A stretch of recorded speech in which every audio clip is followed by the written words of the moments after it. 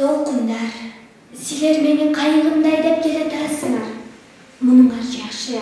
Мен силерди Молкун акенин толкундары деп атап жүрөйүн. Агы көп кеткен тарапка түрүлүп силер баратасыңар. Каалаган жагыңарга, каалаган узак убакыт ичи кете берсеңер болот да. Калакшым деп ылдантасам болот эле.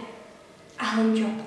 Суранам, агы көп, токтой турчу, агы көп. Суранам, мени күтө турчу. Деңиз бойлой, жоткон алады өтүм. Кыйын жолдон жалгыз кайттым мен өзүм. Жанымда жок орган кары жоң адам. Жанымда жок эмрайын озатам. Жанымда жок Молкун аке карасам.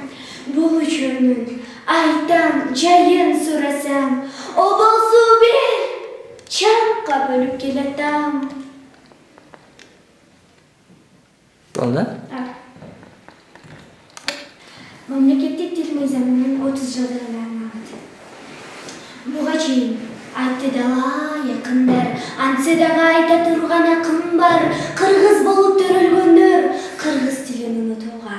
Айтчы, кандай акың бар? Кыргыз туруп орусча сүйлөгөн, өз баласын орусчалап тилдеген, кыргыз туруп кыргыз тилин сүйлөгөн. Арабызда кыз уландар жок бекен, салам менен приветтин айырмасын билбеген.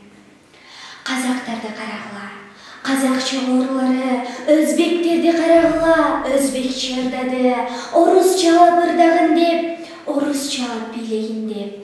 Айткылачы кыргыздарым, силерди ким кыйнады? Чет тилди да үйрөнөлү.